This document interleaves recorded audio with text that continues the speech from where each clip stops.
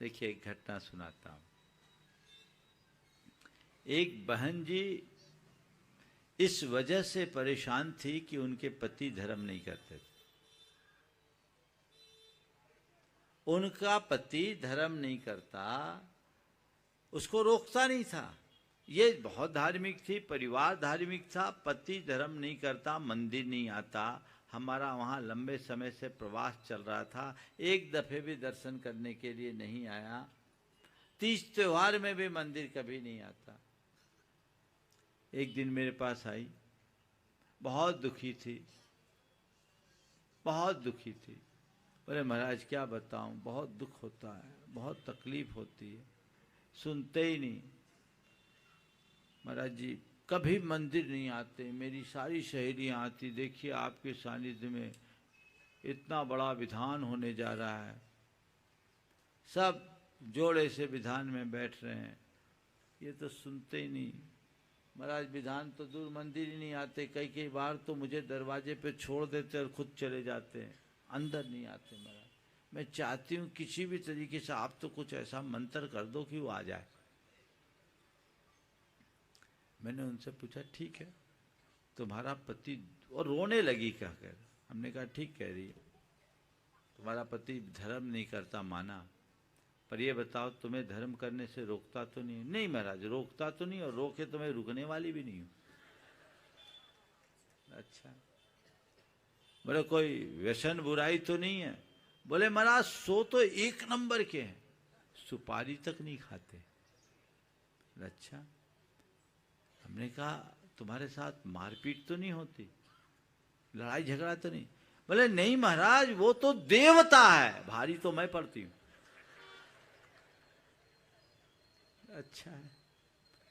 बोले कमाई धमाई? बोले महाराज उसमें कोई कमी नहीं, तुम्हारी जरूरतों की पूर्ति, भावनाओं का ख्याल। बोले महाराज आगे से आगे।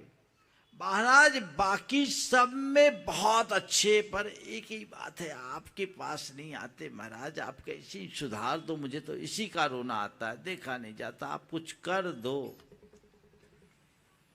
मैंने उससे कहा जाओ भगवान के चरणों में एक श्रीफल चढ़ाओ और भगवान से प्रार्थना करो अगले जन्म में ऐसा ही पति मिले।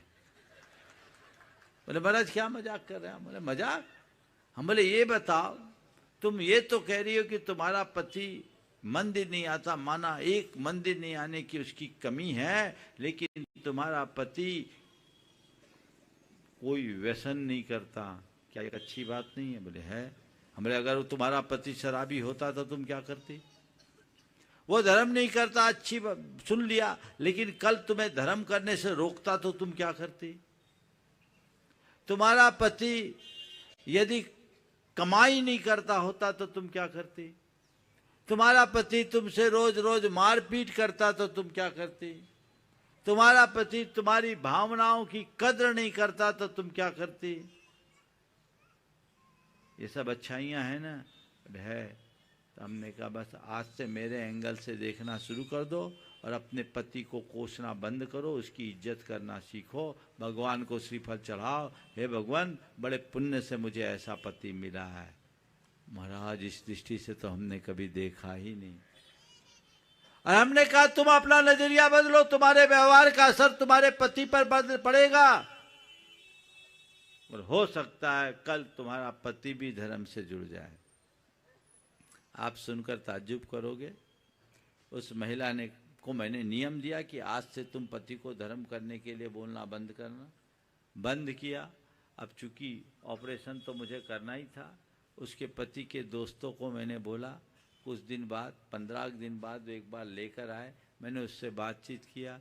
बोले भैया तुम इतना दूर क्यों रहते? बोले महाराज वो तो करती, मेरा आधा अंग करता है तो मैं सोचता हूँ कि वो करे चाहे मैं करूँ, बराबर है। और महाराज वो बोलती है ना तो मैं जानबूझकर नहीं आता, पर आपके सारे प्रवचन में सुनता हूँ। बाहर चोंगा लगा रहता, पुरानी बात है, उस समय लाइव नहीं चलता था। बोले बाहर चोंगा लगा रहता है ना, वो सरदार जी की दुकान पे बैठ के मैं सुनता हूँ, और महाराज वो लोग केवल सुनते हैं, मैं तो गुनता हूँ। हमने कहा भैया तू अपने लिए बाहर सुन ले, पर पत्नी के लिए पास आके सुन ले तो उसकी शिकायतें खत्म हो जाएगी, जीवन बदल जाएगा। वो आदमी जुड़ गया, बदल गया। मैं आप सबसे ये कहता हूं, उदाहरण पत्नी का है, इसका मतलब ये नहीं कि ये लोग दूध के धुले हैं। दोनों तरफ की स्थितियां हैं। हमें सबके प्रति सकारात्मक रहना है और सकारात्मकता को आत्मसात करते ही शिकायतें खत्म हो जाती है और शिकायतों के मिटते ही संतुष्टि आ जाती है। ये जीवन का एक सूत्र है जिसे सभी को आत्मसात करना चाहिए। चाहे पति हो, पत्नी हो, भाई हो, माता हो, पिता हो या परिवार का कोई भी व्यक्ति, आज एक काम कीजिए, एक किताब लिखिए, एक नोटबुक रखिए अपने सामने और किससे क्या क्या शिकायत है उसको नोट कीजिए। नोट करिए, अपने अपने घर जाकर के सबको ये काम करना है।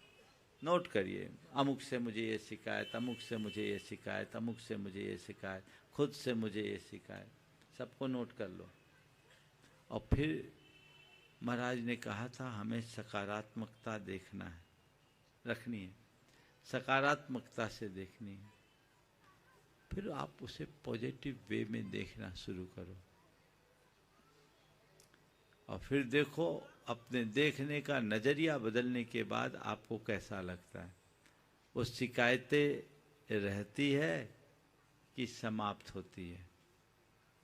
आप देखिएगा थोड़ी ही देर बाद जो जो चीज़ें आपने शिकायतों के रूप में देखी, सोच के सकारात्मक बन जाने के बाद वही सब अच्छाई दिखने लगती है और फिर उसके प्रति प्रेम और उमड़ने लगता है।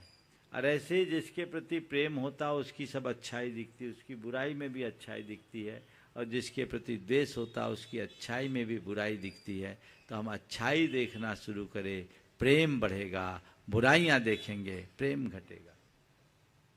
सोच को सकारात्मक बनाकर चलने की कोशिश करें। स्वयं के प्रति शिकायत मिटेगी, सज्जनों के प्रति शिकायत मिटेगी। सब बातें सकारात्मक रखोगे। जय जिनेंद्र दोस्तों, अगर आपको मेरी वीडियो अच्छी लगती है तो प्लीज मेरे चैनल को लाइक करें, शेयर करें, सब्सक्राइब करें। इसी तरह से अपना प्यार देते रहें। Thank you.